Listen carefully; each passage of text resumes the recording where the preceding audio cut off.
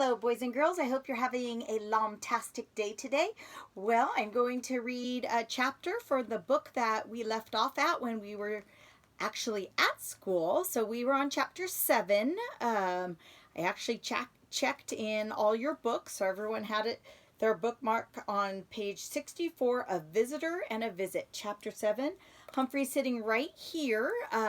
He has his notebook, his pencils tucked in there, you can see. He's got all his little things, his book that someone gave him. So he's going to be reading along with us. And if you want the part where you usually read with me, you can go ahead and do that as well. And you can also find this on Mayon. Go into your Clever and go to Mayon and you can find this book. Type it in and you can also read it that way. All right, here we go. The next day was bright and sunny, which I normally like. Last night I had wished for another rainy recess so I can study the new students a little more. But the sunshine helped me think of another verse to write in my notebook. Autumn, oh autumn, when the weather turns funny, one day it's cold and rainy, next day it's warm and sunny. I don't believe Mrs. Brisbane thought it was funny when Hurry Up Harry arrived a few minutes after the bell rang. This time he brought his mom with him. She looked very worried as Mrs. Brisbane greeted her. Mrs. Brisbane, I am so sorry. After you called last night, I promised myself I'd get Harry here on time. But then I had to stop for gas, she explained. Tomorrow I'll get him here on time. Thanks, Mrs. Ito, Mrs. Brisbane answered politely. Then she turned to Harry. Why don't you go take your seat and take out your language arts workbook, she said. That sounds like something I would say. Og, did you hear that? I squeaked to my neighbor when Mrs. Ito had left and the students were all working. Mrs. Brisbane called Harry's mom last night to talk to her about his being late. Boing, boing, Og loudly replied, which made some of the kids laugh. That's serious, I said. I hope he wasn't too upset. But when I looked over at Harry, he didn't seem upset at all. Harry has had trouble with being on time. That's why we're calling him Hurry Up Harry. The bell rang for recess later in the morning, and the students rushed out of the room. I knew they'd be getting their wiggles out on the playground, so I decided to try some of those exercises Mrs. Brisbane had taught us the day before. I wiggled my ears and my whiskers, and I even jiggled my tail, something else humans could not do. Then I shook, my whole body trying to shake my problems away. Rockin' Humphrey, I squeaked. I guess I looked a little silly, but I felt good. I felt even better when I heard a familiar voice say, Humphrey, what are you doing? I looked up and saw a wonderful sight. Golden Miranda and Speak Up Sarah, two of my best friends from last year, were standing by my cage and smiling down at me. I think he's dancing, Sarah said in her beautiful soft voice. We miss you so much, Humphrey, Miranda said. I'm sorry you have had George in your classroom, I squeaked. If only she could understand me. We miss you too, Og, Sarah added. George doesn't like you, but we do. It's not the same without you two, Miranda leaned in very close and whispered. I love you, Humphrey. I was a little worried that Og might feel left out, but Miranda leaned in close to his tank and said, You too, Og. My heart did a little somersault inside me. Golden Miranda still loved me, and I loved her back. Girls, Mrs. Wright will be looking for you, Mrs. Brisbane said. She always knows when someone's missing from the playground. They laughed and promised to come see me again. The rest of the day I tried very hard to concentrate on what the teacher said, but no matter what she said, I kept hearing Miranda's voice saying, I love you, Humphrey. Later, Mrs. Brisbane made an announcement. Class, I'll be taking Humphrey home this weekend. Starting next Friday, he'll be starting to go home with a different student each weekend. I was a little bit relieved not to be going home with any of the new students, since I didn't know them very well.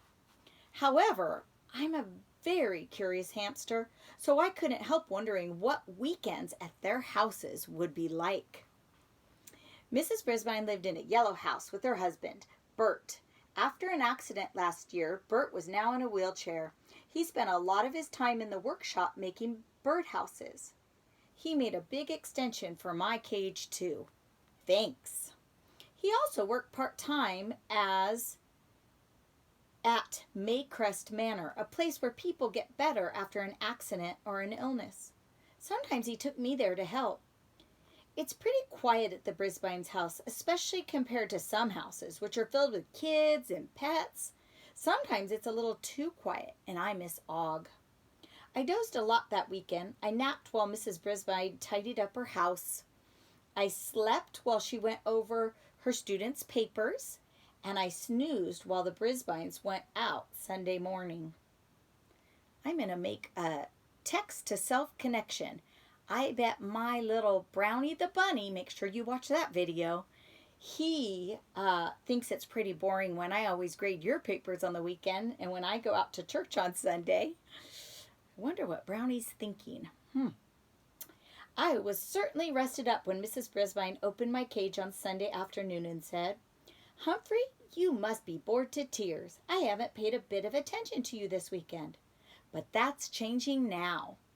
She scooped me up and put me into my yellow plastic hamster ball. "How about a change of scenery?" she said. It sounded unsqueakably nice to me. She carried me out to the garage where Mr. Brisbane was hammering away at a piece of wood. Oh, Humphrey's helping me change the page. "I thought you might like some company," Mrs. Brisbane told her husband. "Always do," he said. Mrs. Brisbane sat in an old stuffed chair near the workbench and put my hamster ball on the ground. My hamster ball didn't have flashing lights or music, but I still liked it. "Go take a spin, Humphrey," she said. "You need the exercise." Whoa, whoa. He's spinning all around in his hamster ball. Mrs. Brisbane.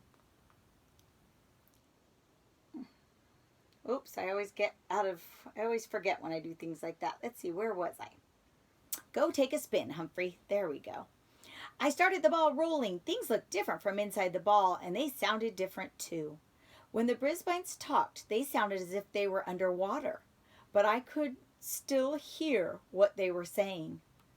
"Bert, may I ask you a personal question?" she said. He chuckled. "Well, we've been married 30 years, Sue. I think you can ask me anything you want." "Okay.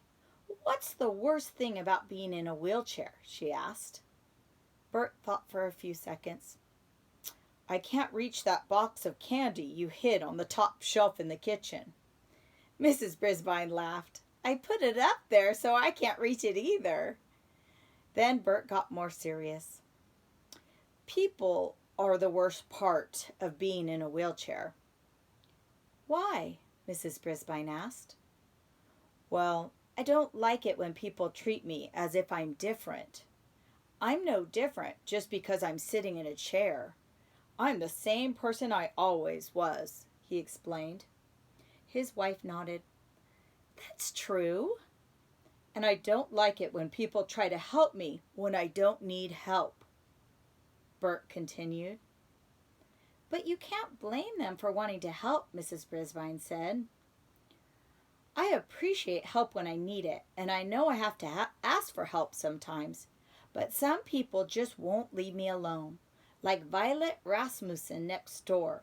If I'm outside for 1 minute, she runs over to see if she can help. She really gets my goat." Mrs. Brisbane laughed quietly. "You haven't changed a bit since you've been in that chair, Bert Brisbane. You're as stubborn as ever." "It's called independent," he said, chuckling. Bert began running a piece of sandpaper over a piece of wood. "Why do you ask?" there's this girl in my new class, Rosie. She's in a wheelchair, Mrs. Brisbane said. She's very independent, too. That's good, Bert said. Yes, but she's not the problem. It's another girl, Mrs. Brisbane sighed. Something else, Bert, she said. You know how when you were a boy, you were really short? Mr. Brisbane smiled and nodded. Yup, until 1 year when I went from being the shortest boy in the class to the tallest boy in the class. It happened over the summer. Quite a change. Which do you like better, being short or being tall? Thank you, Humphrey, for helping me turn the page. Mr. Brisbane stopped sanding the wood. I guess there were problems either way. That's what I was thinking too, his wife said. Me too, I squeaked, rolling my ball closer to the chair. Oh, Humphrey, I almost forgot about you, Mrs. Brisbane laughed. Boys and girls, think about what character she's talking about with her husband. Rosie, who's the person that is always butting in and helping Rosie and always trying to help her when Rosie doesn't. Can you remember that character in the book? Also, the shortest person in the class and the tallest person in the class. Do you remember that character? Those characters? I'll give you a hint. They both have the same name. Think about it. Oh, Humphrey, I almost forgot about you, Mrs. Brisbane laughed. No one could ever forget about Humphrey, Bert said. Humphrey won't be here next weekend, Mrs. Brisbane said. He'll be going home with a student from the new class. Which one? Mr. Brisbane asked. Yes, which one? I squeaked. I'm not sure yet, Mrs. Brisbane said. We stayed out in the garage for a while, but the Brisbanes talked about other things I didn't understand. As I rolled around the garage, I tried to imagine Mr. Brisbane as a little boy. It was hard. And when I tried to imagine Mrs. Brisbane as a little girl, that didn't work either. Maybe hamsters just don't have good imaginations. Humphrey's Rules of School.